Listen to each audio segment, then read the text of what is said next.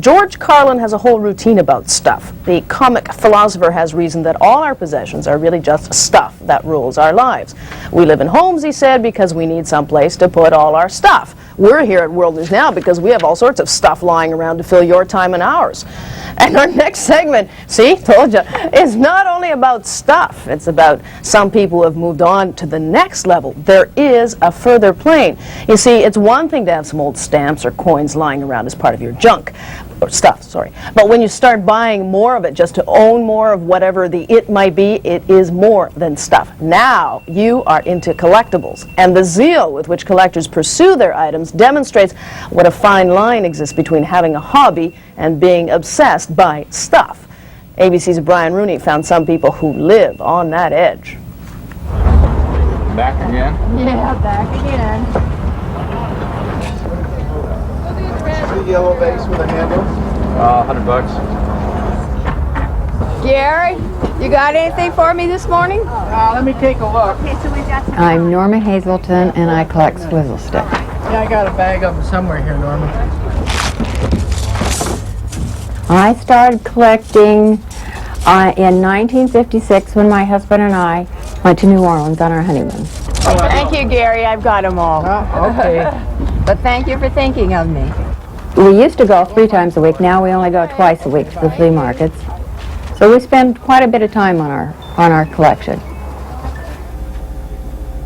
I think we have over 50,000, although we don't count them. We estimate how many's in the glasses. I don't really know why I collect. People have told me it's kind of like a sickness, but I don't know any sickness in the world that brings anyone so much joy.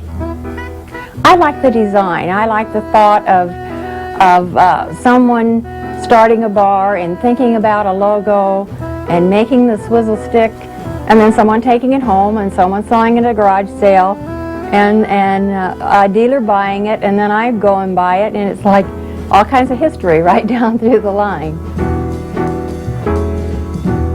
If I wanted to, I could just quit. I mean, I don't have to go out and get them because I have plenty here to enjoy myself. But I enjoy them, so why quit? Good morning, Linda. The qualities to be a serious collector, you have to have determination. And you have to go out and you have to look for it. It doesn't come to you. You have to go looking for them. Okay, I've got some, Phil. Still the same price? Yep. 5 for $1? That's it. Okay. Thank you. It's a cannon and ball, and you can hear the ball inside. The puzzle is to take the ball out. I'm Jerry Slocum. I have a large collection of mechanical puzzles. Push this piece down there. Okay. Try to unscrew it from itself. There's a great deal of satisfaction in being able to solve a puzzle. There's the ball.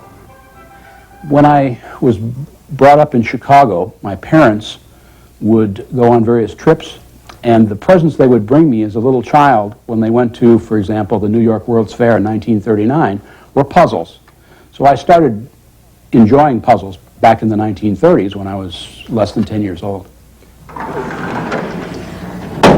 The puzzles in my collection number about 20,000. They're all housed in this room, in display cases and drawers in this room. It seems like the more that you get, the more you realize you don't have and the more you want them. Finding a new puzzle with a new principle involved is really a major thrill. New puzzles are being invented all the time. Just look at the Rubik's Cube. Okay, I'm stumped. Well, the easy way to take it apart is to spin it. I've written 3 books on puzzles. I believe that the history of puzzles goes back with the history of the development of civilization and technology. We can dump the pieces out. You've never felt like you had too many? I've never felt like I had too many.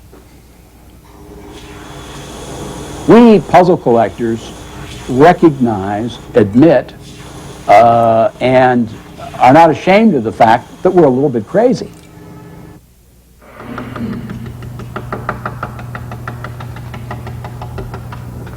I'm Lorinda Bray, and I collect and restore carousel horses.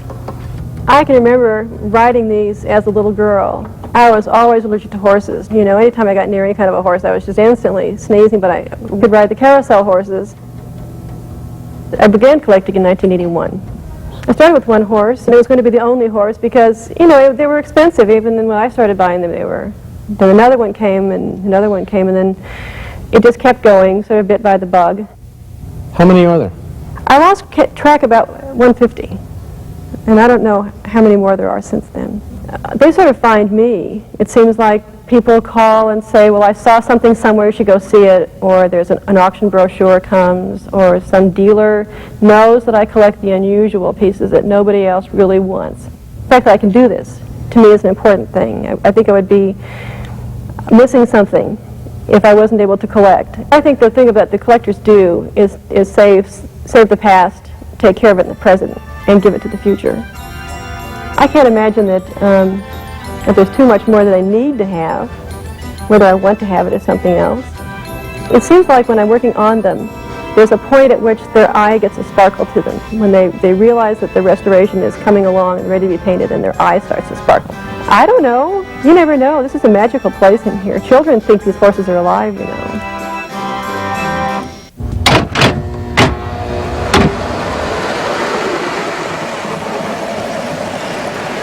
I'm Mike Stella, and I collect toy trains.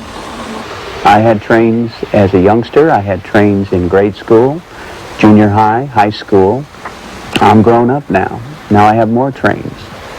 I don't really know how many I have. I would guesstimate that I have between 10 and 20,000 trains.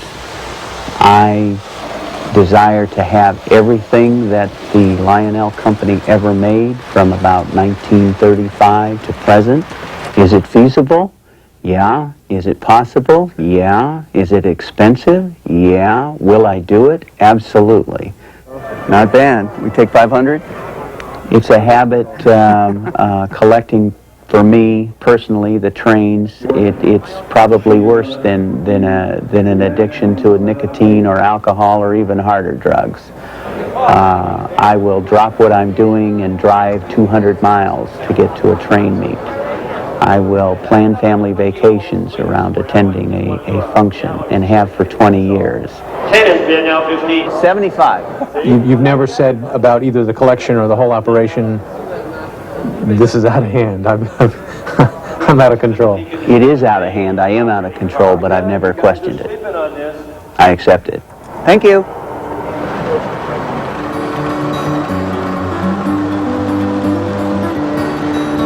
Do they have a life to you? Oh yeah, every one of them. They certainly have a life to them when you apply 20 volts AC. They come to life. They hear us talking right now. And if I say the green one is my favorite, then the red one won't run when I take it up to the train set to run it.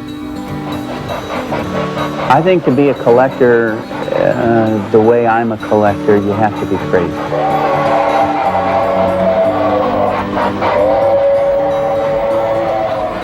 So the person who collected all the material to put that together was Peter Imber, the producer. He put it together for Brian Rooney and, of course, for us.